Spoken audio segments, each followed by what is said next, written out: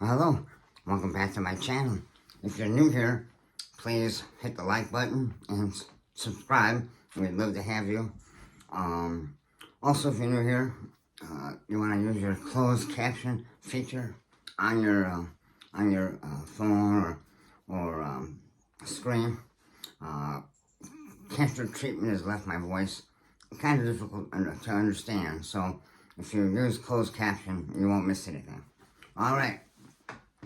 So it's almost impossible for a Renaissance man to be broke, to have no money, or very little money. Very difficult. That means you won't have enough money to buy the clothes you might need, or the food that you might need to eat to be healthy, accoutrements like a nice car, things that might be considered important for a man to be considered a Renaissance man. So, your finances are kind of important. I'd like to talk about that with you today. First of all, I am not a professional financial advisor. Do not take anything I say to you in this video and think that it's a good idea to invest that on what I've said. Instead, you need to find a professional advisor, someone in your area, so you're not just dealing with them over the phone or via Zoom. Someone you can sit down with and across the table, look at each other, look in his eyes or her eyes. That way, the person will find out things about you that they need to know for you to invest. Where are you in your stage of life? How old you are? How much money you have now? Your job, your income, they'll need to know that. What is your tolerance for risk? So these are things that only a professional advisor that you're sitting down with can help you with. Because those things change depending on your age. That can certainly change how you invest. Depending on your risk tolerance, that certainly can change how you invest. So those are things that you can work out with your personal advisor. So please do that. Let me look at my notes so I don't miss anything. Okay. So I'm going to talk about things that I've learned over many years of investing, and things that have worked, and maybe some things that have not worked. But these are things I wish I had known when I was a young man. So hopefully you'll find these tips helpful. These are things that you can talk to your professional advisor about. So generally speaking, there are three tenets, three things that are really important for you if you don't want to be poor.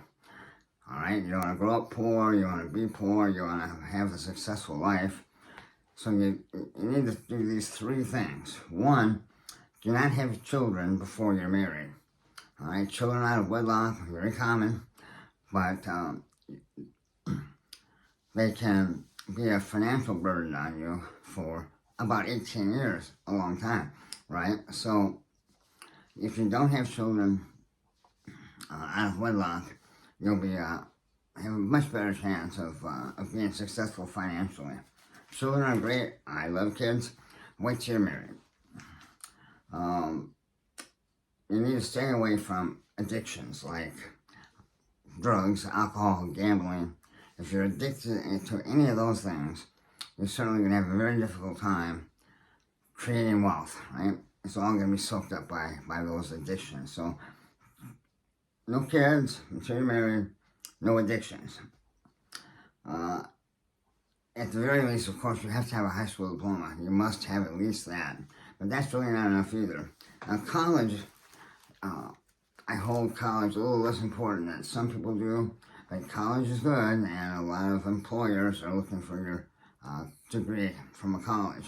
But if you decide you don't want to spend the money to go to college, you don't have the money to spend to go to college, you got a couple other options. Trade schools, very good. So you can go to your local carpenters union or electricians union and find out how they handle that. But oftentimes you can enroll into one of their schools or a professional trade school, and for much less money than a college degree, you'll come out with a skill. So an electrician, a professional certified electrician, can make 6 figures easy, right? A professional plumber can make six figures easy. So these are things that are really good to know and will help you as you're trying to build your wealth. So, options other than college, one more, the military.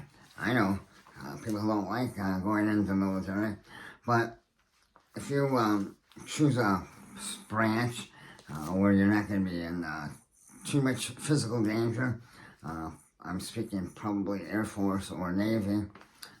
Certainly Army and Marines are wonderful branches of service, but most of their career fields will involve more danger than, let's say, if you were working on an aircraft or working on a ship.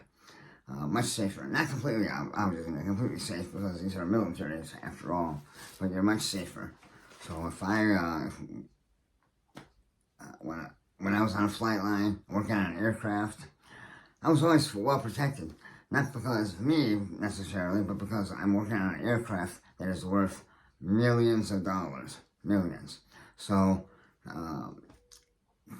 in an effort to keep that aircraft safe, I'm safe as well because I'm in that general area. So, military, trade school, college, those are things you really need to think about after high school. But certainly, at the very least, you must have a high school diploma. Okay? Live below your means. Live below your means. So, if you're making $100,000, live like you make 50. So imagine, I'm only making 50,000, so I can only buy certain things. I can only take certain vacations. Now, you might ask, why am I depriving myself? Because in the long run, you're not going to be depriving yourself. If you save some money, live below your means, save as much as you can. Saving is very important. Compound interest is wonderful. You put money into a bank or a money market, and especially now with inflation, here in 2024, you're starting to get fairly good returns on the money you have saved. So save as much as you can, and you do that by living below your means. So some people say, no debt at all. Certainly stay out of debt is a great piece of advice, and you hear people on the radio and on YouTube will tell you that. I believe that some debt is fine. You don't want to be debt poor. You don't want to have a car payment, 2 car payments, a house payment, maybe a payment on a boat, take a nice vacation you put on a credit card, and you'll find out that at the end of the month, all your money goes in paying off those debts. And here you're at the end of the month, and you don't have any money left. Not good. So you don't want to be in a position where you have so much debt that your entire paycheck goes just to cover that, and you have no extra. You have no extra to do nice things like maybe go to a concert or a movie, or heaven forbid, if you have an emergency, and you will.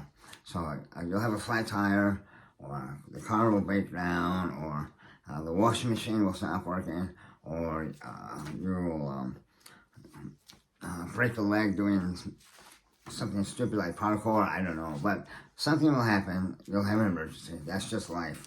You have to have some money put away for that. And again, if all your money is going to just your debt, you're really in trouble if any problem comes up. You won't have any money to spare. And that's not good. Alright, so you're going to live below your means, and you're going to save as much as you can out of each paycheck. Put it away. And make that a hobby. Make that something that's, you look at every week, every month, and say, geez, I'm really building this nest egg. And look at, with that interest, it's really doing me good. That's how you want to think. You don't want to think about, gee, I have so much money, I got to spend it. I got to spend it all before the next paycheck. Bad way to live, really. So once you have some savings, you might want to think about investing. Again, talk to your advisor. But for me, I found if I have my money invested diversely, it's always worked out well. So I'll have some money in stocks, I'll have some money in cash, and I'll have some money in hard objects like precious metals or perhaps property. So that way you've got your money is diverse, and you have it in these different baskets, if you will. So if one basket goes all the heck, if the stock market suddenly drops 1,000 points in one day, you're not looking for a window to jump out, right? Because you have your money in different areas. And typically, if one area goes down, another area will go up. That happens a lot. So remember to keep your investments diverse. If you're investing in stocks, I only recommend ever investing in companies that I'm familiar with. So if it's a company I've dealt with, or at least know something about, if it's an aircraft maker, a car maker, a soda machine maker, a soda for that matter, people who make sodas. So if there's something in your life that you enjoy, you like, and you think, I like this beverage so much, I bet a lot of people are buying it, not just me. So you might want to find out what company makes that beverage. That's what you want to invest in. So things that you like, or at least something you know about. All right. If you are in a job that offers a match, so you have a job, many jobs offer 401ks. It's a vehicle to invest your money. It's tax-free or tax-deferred at least. And you can tell your employer to take so much out of each paycheck, stick it into that 401k. And that'll build up, and then compound interest. And hopefully by the time you quit work, 20 years from now, you'll have a nice nest egg there that will keep you in a lifestyle that you're accustomed to. Social Security will not do that. Do not depend on Social Security. Very likely, it won't be around for a whole lot longer. And even if it is, you're not going to get as much money, or there'll be other requirements that'll make it more difficult for you. So kind of discard Social Security. If it's there when you retire, great. Use that money, very good. But don't depend on it being there. A lot of companies match, so they'll match whatever you put into your savings. So if you tell your employer, all right, take 3% of what I make every week, put it in my 401k. Your employer will then say, okay, well, if you put 3% in, I'll match that. So your employer will also put 3% in. So, isn't that great? You've doubled your investment. You've put 3% in, your employer's put 3% in, you've got 6% every paycheck. What a wonderful thing. Now, if you're self-employed, there are other vehicles, something called a KEO, or you get a IRA that is that you've created, not an employer. But these are vehicles, places where you can put money and save it for retirement. Don't go hog wild. I mean, it'd be nice if I could put a lot of money every week into a retirement plan, but again, something might come up. You might have an emergency. You might have a need that you weren't expecting, and that money is there, it's yours, but if you pull it out before you retire, you'll get a penalty. And it's not a good one. So they'll tax that money that you pulled out, whatever your tax rate is, plus there's usually a 10% penalty on top of that. So you're going to take your money out, but you're going to lose a lot. You're going to lose 10% of the face value. Also, you're going to have to pay taxes on that money. So you don't ever want to break into your 401k or your retirement vehicle until you retire, unless it's a dire emergency. And actually, the IRS gives you some options. I believe that if something like a death in the family, or there are other options as well. Maybe the house burns down. There's some other options. You'll have to look into that, or talk to your advisor. There are a few instances of that. You can pull the money out without penalty, but that's not what most people do. Most people suddenly get into trouble. They need some money. The money's there. They'll use that. Again, you're really losing a lot of value if you do that. So think about putting enough in, some money in, whatever the match is, especially if you have an employer who's going to match 3%, you put 3%. But you don't want to again, make yourself poor at the end of the month. So decide on a number that you can put in every paycheck that's not going to really hurt you in your savings for your retirement. Okay? What else? So I think you heard a lot about side hustles today. Excuse me just a moment.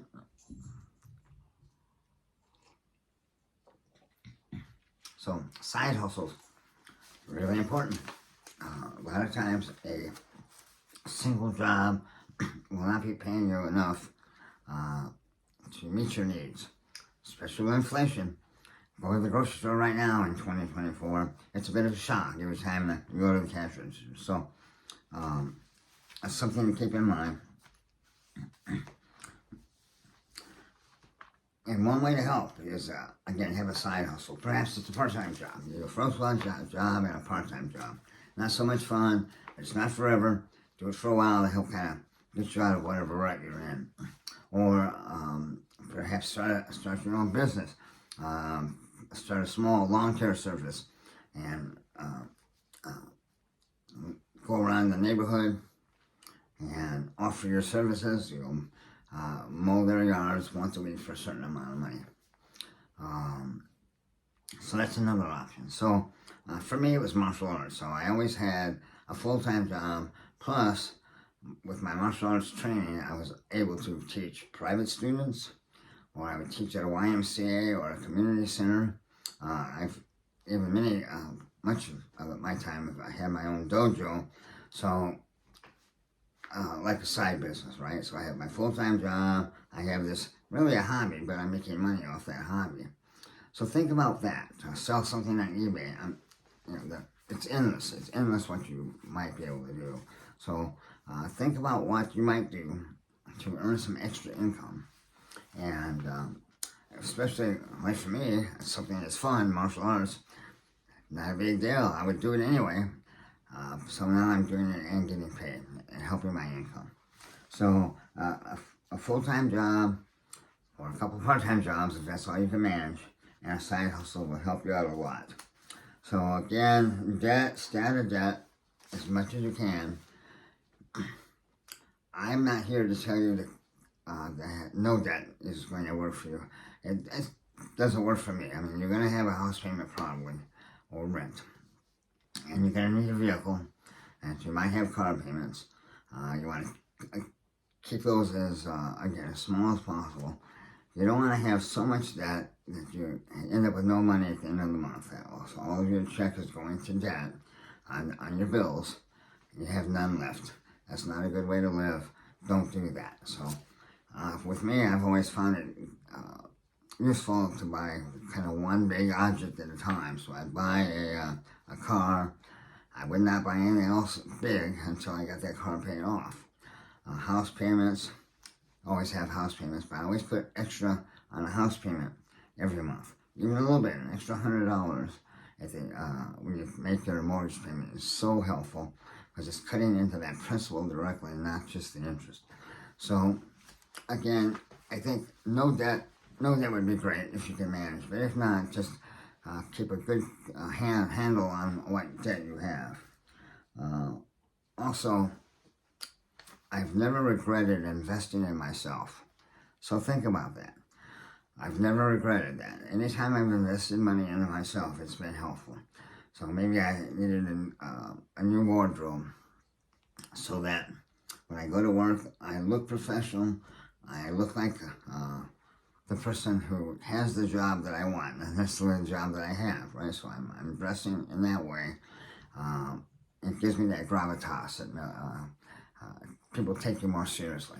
Perhaps you need a certain skill, a new piece of software that you have to deal with.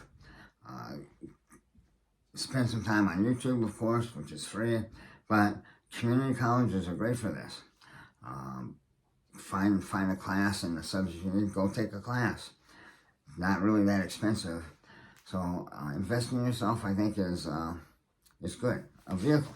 If you buy a truck just because you think you look good in a truck, that's really not a good reason. But if you buy a truck because you're going to use it in your side hustle, that's a great reason to buy a truck. So investing in yourself has always been a good thing for me. It's always paid off. I've never regretted that. Okay, boy. Whew. I think that's all. Listen, I'm so glad you tuned in to watch. I hope you learned something. Use that closed caption feature for me, and I'll see you next time. God bless.